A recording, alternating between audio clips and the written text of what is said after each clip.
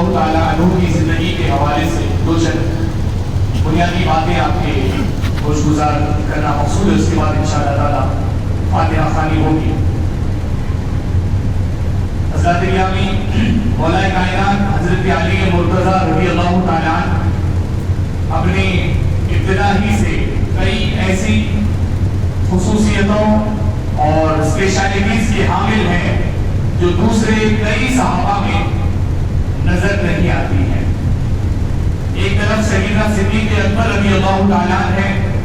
جو مردوں میں اور بڑی عمر والوں میں سب سے پہلے ایمان لانے کا مقام رکھتے ہیں، تو دوسری طرف حضرت سیدنا علی مرتضیٰ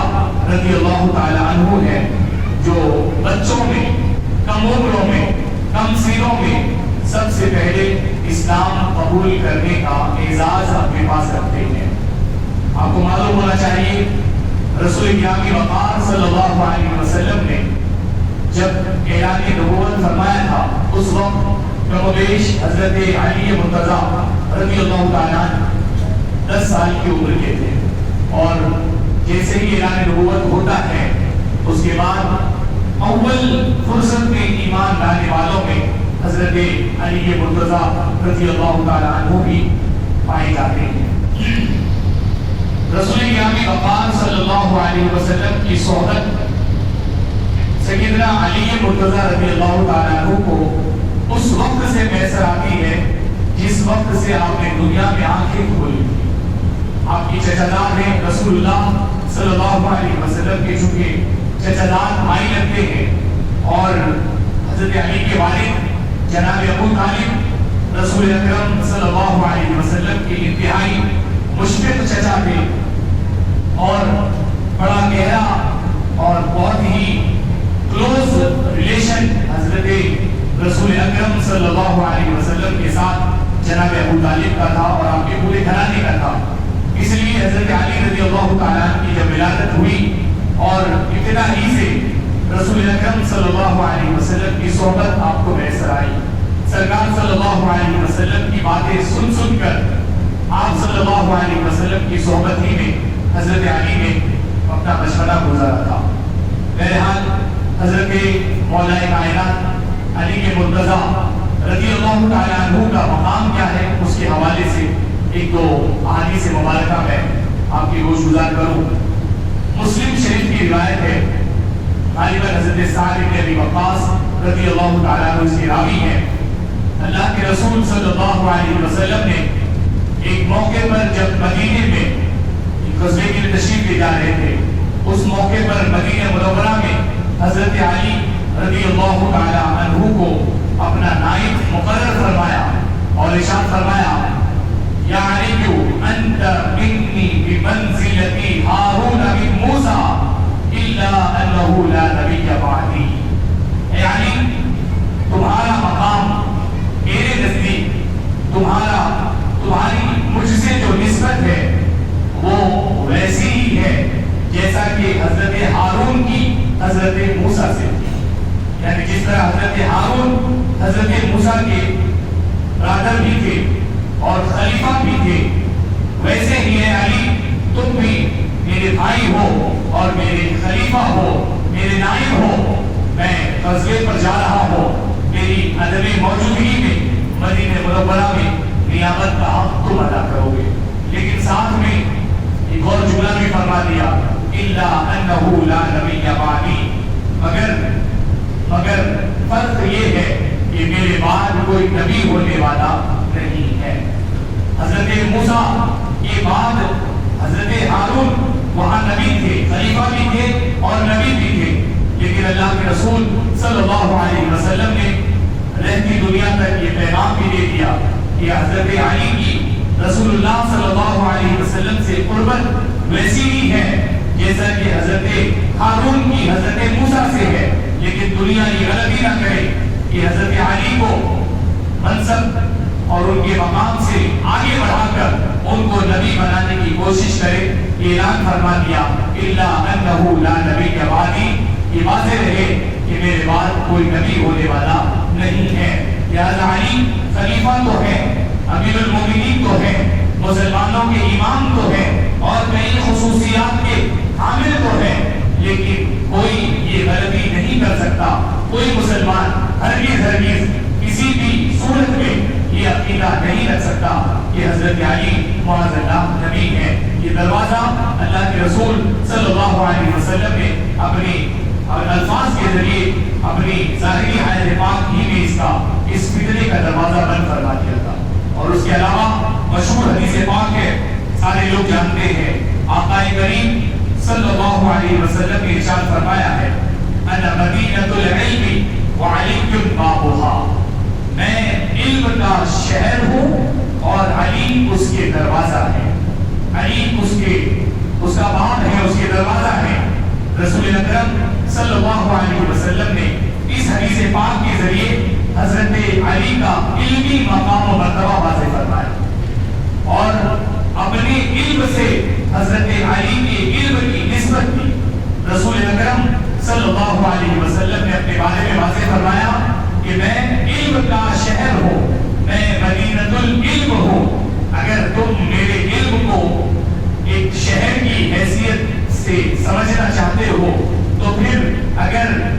میں علم کا شہر ہوں تو علی اس شہر کا دروازہ ہے۔ جو بھی شہر میں داخل ہوتا ہے دروازے سے داخل ہوتا ہے، رہتی دنیا تک جو لوگ بھی علوم نبوت سے، رسول اللہ صلی اللہ علیہ وسلم کی معلومات سے اور علوم مخفیہ سے جو استفادہ کرنا چاہیں گے، انہیں حضرت علی کی وساطت سے آنا ہوگا۔ جو حضرت علی رضی اللہ تعالی عنہ کے مقام و مرتبے کو اور آپ کی ولایت کو نہیں مانے گا، اسے علوم نبوت کا حصہ نہیں مل سکتا ہے۔ اس لیے کہ علوم نبوت اگر مدینۃ العلم ہے، اگر علم کا شہر ہے، تو پھر حضرت علی ان علوم تک رسائی کا دروازہ ہے، ان علوم تک جسے پہنچنا ہے، ان علوم تک جسے رسائی حاصل کرنی ہے، اسے حضرت علی سے عقیدت رکھنی ہوگی۔ اور یہی نہیں، آقا کریم صلی اللہ علیہ وسلم نے ایک حدیث پاک میں یہاں تک فرما دیا تھا، انا مدینۃ العلم وعلی بابها، میں علم کا، میں فرمایا من کنت مولاہ فعلی مولاہ۔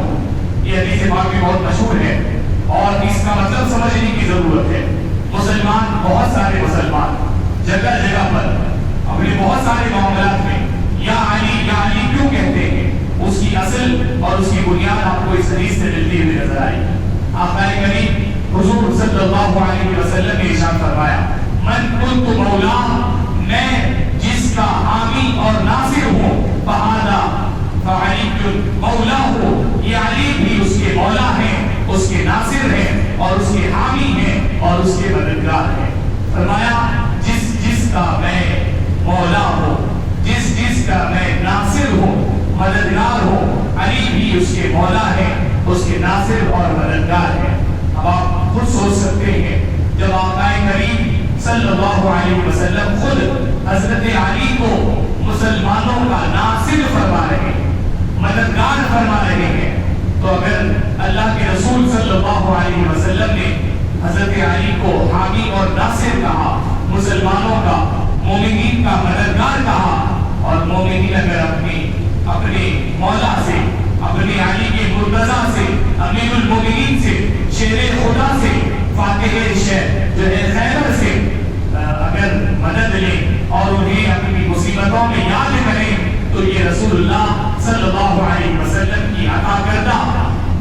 جو ہے، رسول اللہ صلی اللہ علیہ وسلم کی عطا کردہ مقام کے اعتبار سے مسلمانوں کا یہ عمل بالکل درست ہے۔ بہت سارے لوگ یا علی کہنے پر اعتراض کرتے ہیں، وہ دراصل احادیث نبویہ سے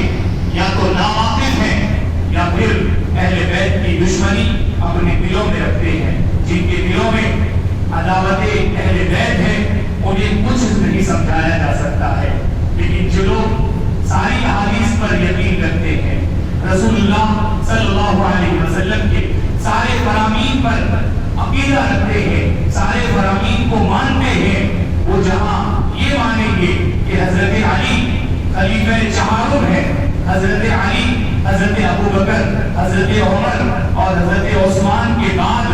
خلیفہ مسلمین ہیں، امیر المومنین ہیں، وہی وہ یہ بھی مانیں گے کہ حضرت علی کو کچھ خصوصیتیں ایسی بھی عطا کی گئی ہیں جو دوسرے صحابہ کے لیے ذکر نہیں کی گئی ہیں، اور وہ یہ بھی مانیں گے جو پکا مسلمان ہوگا، جو ساری حدیثوں کو مانتا ہوگا، وہ یہ مانے گا کہ حضرت علی کے مرتضیٰ رضی اللہ تعالی عنہ مسلمانوں کے ناصر ہیں، حامی ہیں اور مددگار ہیں۔ یہی وجہ ہے کہ کبھی کبھار جب مشکل پڑ جاتی ہے، مصیبت آ جاتی ہے، تو مسلمانوں کے منہ سے جہاں یا اللہ نکلتا ہے، یا رسول اللہ نکلتا ہے، یا نبی اللہ نکلتا ہے، وہی یہ جملہ بھی نکل جاتا ہے، یا علی، اے علی، یہ جملے بھی مسلمانوں کے منہ سے نکلتے ہیں۔ تو اس کی وجہ یہ حدیث ہے جو اس کی بنیاد ہے۔ بہرحال ہمیں اور آپ سب کو چاہیے کہ اپنے عقیدوں کو مضبوط رکھیں اور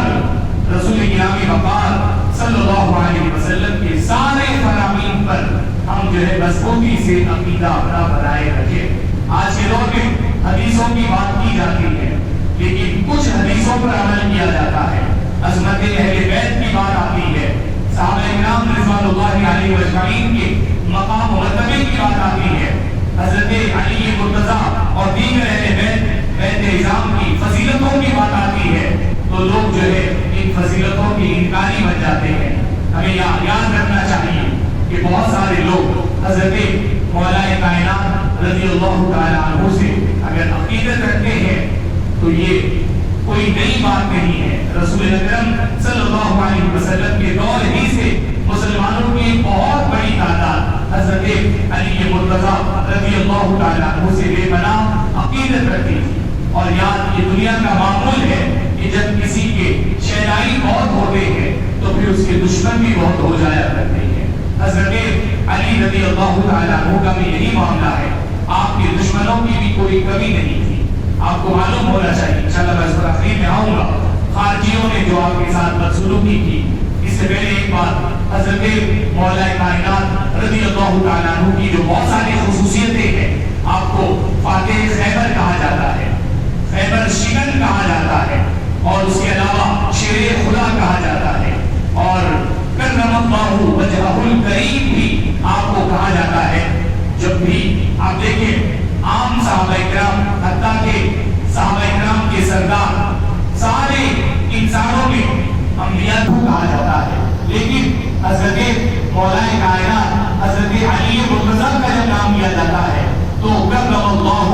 وجہہ الکریم کہا جاتا ہے، خصوصیت کے ساتھ۔ یہ جو دعائیہ جملہ ہے یہ حضرت علی کے ساتھ ہی ذکر کیا جاتا ہے۔ اس کی وجہ یہ ہے کہ حضرت علی نے اپنے بچپنے سے رسول اللہ صلی اللہ علیہ وسلم کی جو صحبت پائی ہے، اور اپنی ولادت کے بعد ہی سے رسول اللہ صلی اللہ علیہ وسلم کی صحبت میں آپ نے جو نشوونما پائی ہے، اور بہت انتہائی قربت اور نزدیکی سے رسول اللہ صلی اللہ علیہ وسلم کو دیکھا ہے، اور آپ صلی اللہ علیہ وسلم کی گود میں رہے ہیں، آپ صلی اللہ علیہ وسلم کے دستہائے اقدس نے آپ کے جسم اطہر اور خاص کر آپ کے چہرے انور کو جو چھوا ہے، اس کی وجہ سے آپ کو کرم اللہ تعالی وجہہ الکریم کہا جاتا ہے۔ اس کا مطلب ہوتا ہے کہ اللہ آپ کے چہرے انور کو مزید کرامت بخشے، آپ کے چہرے انور کو، آپ کے رخ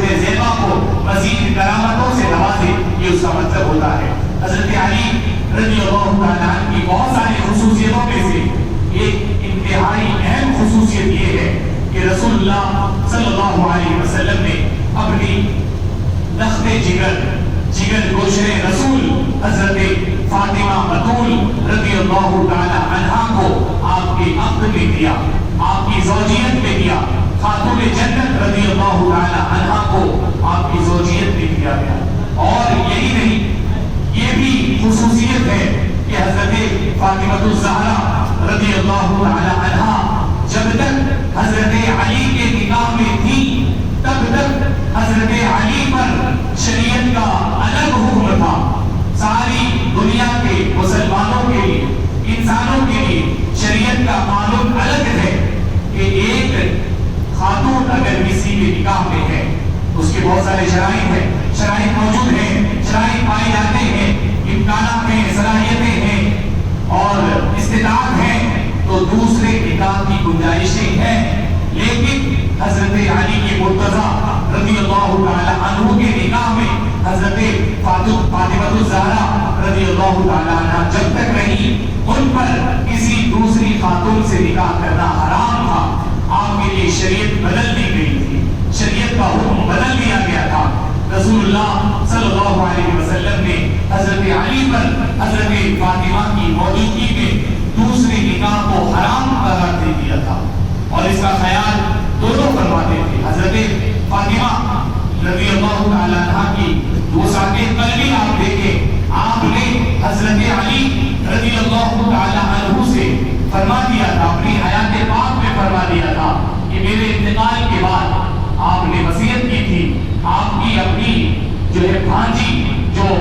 حضرت زینب رضی اللہ، حضرت زینب جو رسول اللہ صلی اللہ علیہ وسلم کی ایک اور شہزادی ہے، ان کی ایک بیٹی تھی۔ حضرت فاطمہ نے اپنی زندگی میں وصیت کرتی تھی کہ اے سرتاج، میرے انتقال کے بعد حضرت زینب کی بیٹی سے آپ نکاح کریں، یہ میری آپ سے درخواست ہے۔ چنانچہ حضرت علی رضی اللہ تعالیٰ عنہ نے حضرت فاطمہ الزہرا رضی اللہ تعالیٰ عنہ کے وصال کے بعد حضرت زینب کی شہزادی سے نکاح کیا تھا، اور یہی نہیں، اس کے علاوہ کئی اور نکاح بھی کیے تھے، اور جو ہے لگ بھگ 18 بیٹے اور 14 بیٹیاں حضرت علی رضی اللہ تعالیٰ عنہ کو جو ہے ہوئی تھی، لیکن سیدتنا فاطمہ الزہرا رضی اللہ تعالیٰ عنہا سے جو اولاد تھی وہ 3 شہزادے اور 2 شہزادیاں تھیں، حضرت زینب اور حضرت ام کلثوم، یہ دونوں حضرت فاطمہ کی شہزادیوں کے نام بھی ہیں، حضرت زینب اور حضرت ام کلثوم، یہ دونوں حضرت علی اور حضرت فاطمہ کی شہزادیاں ہیں، اور 3 شہزادے حضرت امام حسن مجتبی، امام حسین اعظم شہید اعظم، اور ان کے علاوہ حضرت محسن، امام محسن رضی اللہ تعالیٰ جو بچپنے ہی میں انتقال کر گئے تھے۔ یہی وجہ ہے کہ مسلمانوں کی زبانوں پر آپ کے 2 ہی شہزادوں کا ذکر رہتا ہے، کیونکہ حضرت محسن کا جو ہے بچپنے ہی میں بہت ہی کم عمری میں انتقال ہو گیا تھا۔ بہرحال حضرت علی رضی اللہ تعالیٰ عنہ کے شہزادے ہیں، یہ شہزادیاں ہیں، اور یہ ساری جو ہے مختصر سی باتیں تھی۔ ایک آخری بات آپ کی شہادت کے حوالے سے ذکر کر کے میں اپنی گفتگو کو سمیٹ رہا ہوں۔ حضرت علی رضی اللہ تعالیٰ عنہ کی خلافت میں خارجیوں نے بہت فتنے پھیلائے تھے، اور یہی نہیں بلکہ سیدنا فاروق اعظم رضی اللہ تعالیٰ عنہ کی شہادت کے بعد سے حضرت عثمان غنی رضی اللہ تعالیٰ عنہ کی جو خلافت کے جب 10 سال گزر گئے، اس کے بعد یہودیوں نے حضرت فاروق اعظم رضی اللہ تعالیٰ عنہ نے یہودیوں کی جو ہے عید سے عید بجانا جس کو کہتے ہیں، اس طرح انہیں پورے جزیرے عرب میں انہیں رسوا کیا تھا، اور رسول اکرم صلی اللہ علیہ وسلم کی ہدایت کے مطابق ویسے ہی بہت سارے فتنہ باز یہودیوں کو بہت پہلے ہی مدینے سے جو ہے انہیں رخصت کر دیا گیا تھا، شام کی طرف انہیں بھگا دیا گیا تھا، اور یہودی انتقام کی آگ میں جلتے تھے۔ حضرت فاروق اعظم رضی اللہ تعالیٰ عنہ نے بھی اپنے دور میں اس طرح کے سخت فیصلے یہودیوں کی جو فتنہ پروریوں کی وجہ سے لیے تھے، لیکن حضرت فاروق اعظم رضی اللہ تعالیٰ عنہ کے جلال اور آپ کے رعب کی وجہ سے یہودی پنپ نہیں سکے تھے، لیکن جب حضرت عثمان غنی رضی اللہ تعالیٰ عنہ کا دور آیا، آپ کے اندر بڑی نرمی تھی، آپ کی نرمیوں سے فائدہ اٹھاتے ہوئے یہودیوں نے اپنی جڑیں مضبوط کرنا شروع کی تھی، اور مسلمانوں میں کئی فتنے پیدا کر دیے تھے۔ حضرت عثمان غنی رضی اللہ عنہ کی جو شہادت ہوئی تھی وہ بھی یہودیوں کی سازش کا نتیجہ تھی۔ بظاہر سامنے جو ہے کچھ اور فتنے تھے جو بظاہر اپنے آپ کو مسلمان کہلاتے تھے، یہی یہودیوں کی سازش کا نتیجہ حضرت مولا کائنات رضی اللہ تعالیٰ عنہ کی شہادت بھی تھی، لیکن بظاہر وہاں پر بھی خارجی فتنے تھے جو حضرت علی اور حضرت امیر معاویہ رضی اللہ تعالیٰ عنہما کے درمیان جو صلح ہوئی تھی، اس صلح کے جو ہے خلاف تھے، اور حضرت علی اللہ تعالی عنہ پر بڑے سخت فتوے لگاتے تھے، اور ان کا ٹارگیٹ یہ تھا کہ مسلمانوں میں جتنی بڑی جو شخصیتیں ہیں، ایک طرف حضرت امیر معاویہ، دوسری طرف حضرت علی اور دیگر بعض صحابہ کو انہوں نے ٹارگیٹ بنایا تھا کہ ایک بار بھی ان سب کو جو ہے شہید کر دیا جائے اور پھر اس کے بعد اپنی عمارت کا اعلان کر دیا جائے۔ بہرحال حضرت علی رضی اللہ تعالیٰ عنہ پر جس وقت حملہ ہوتا ہے، اسی کے آس پاس حضرت امیر معاویہ پر بھی شام میں حملہ ہوتا ہے، لیکن حضرت امیر معاویہ اس حملے سے جو ہے اپنے آپ کو بچا لے جاتے ہیں اور وہ اللہ تعالیٰ کی قضا اور فیصلے کے مطابق بچ جاتے ہیں۔ لیکن ادھر حضرت علی رضی اللہ تعالیٰ عنہ جو نماز فجر کے لیے تشریف لے جا رہے تھے، الگ الگ روایتیں ہیں، بہرحال آپ پر حملہ ہوتا ہے۔ کئی شیطانوں نے، کئی لعینوں نے آپ پر جو ہے حملے کیے تھے، لیکن آپ نے حملہ بچا لیا اور اچانک تھا، پھر بھی آپ نے اپنا بچاؤ کیا۔ لیکن یہ جو ایک لعین خارجی عبد الرحمن ابن ملجم، نام اس کا عبد الرحمن تھا، لیکن دراصل وہ عبد الشیطان تھا۔ ابن ملجم لعین نے رسول اللہ صلی اللہ علیہ وسلم کے شریک داماد مصطفیٰ فاتح خیبر شکن شیر خدا علی کے مرتضیٰ واقعی مدینت علم حضرت علی کے مرتضیٰ کی جو ہے بالکل صحیح اقدس پر ایسا وار مارا کہ آپ اسی وقت گر جاتے ہیں۔ اور الگ الگ روایتیں ہیں کہ شہادت کا یہ واقعہ راستے میں ہوا، مسجد میں ہوا ہے، راستے میں ہوا، الگ الگ روایتیں بیان، لیکن یہ بات طے ہے کہ حضرت علی مرتضیٰ خلیفہ چہار رضی اللہ تعالی عنہ پر جو طاری ضرب خطرناک جو وار جس نے کیا تھا، وہ لعین عبد الرحمن ابن ملجم تھا۔ ابن ملجم اس لیے کہتے ہیں عام طور پر اس کو عبد الرحمن کے نام سے یاد نہیں کیا جاتا ہے، کیونکہ اس نے کام ہی وہ کیا کہ جو شیطان بھی شاید ابلیس بھی وہ کام نہ کر سکے۔ بہرحال لعین ابن ملجم کی وار سے آپ انتہائی شدید زخمی ہو گئے، اور یہ واقعہ 17 رمضان یا ایک قول کے مطابق 19 رمضان المبارک کو یہ واقعہ ہوا، اور اس کے بعد 2 دن کے بعد آپ رضی اللہ تعالیٰ خلیفہ چہاروں مولا کائنات حضرت علی مرتضیٰ رضی اللہ تعالیٰ 21 رمضان کو آپ شہید ہو جاتے ہیں، اور اللہ تبارک و تعالیٰ کی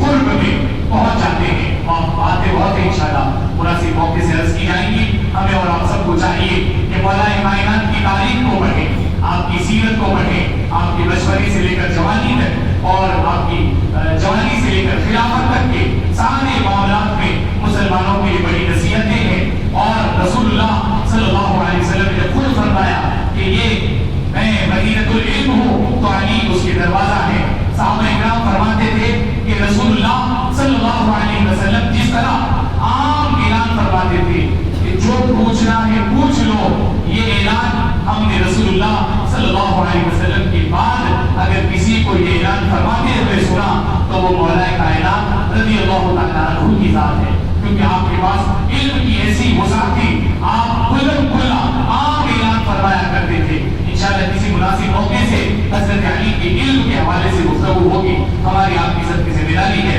کہ حضرت علی رضی اللہ تعالیٰ عنہ کی سیرت کو خود بھی پڑھیں، اپنے گھر والوں کو بھی آپ کی سیرت سے واقف کرائیں، اور جو صحیح عقیدے ہیں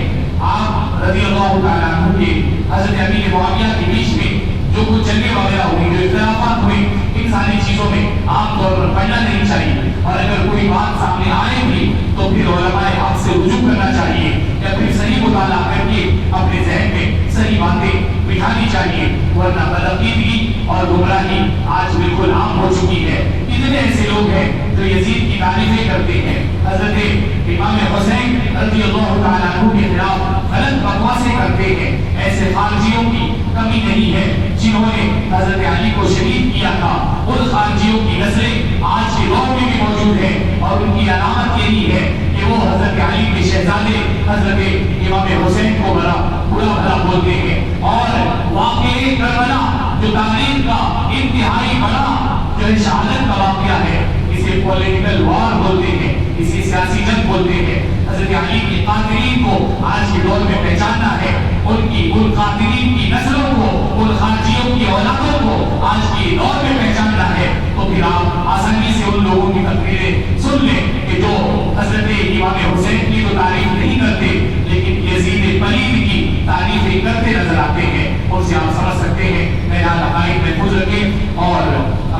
فاتحہ خوانی کے ذریعے اس محفل کا انشاءاللہ اختتام ہوتا ہے. مختصر سی فاتحہ جو ہے پیش کی جائے گی.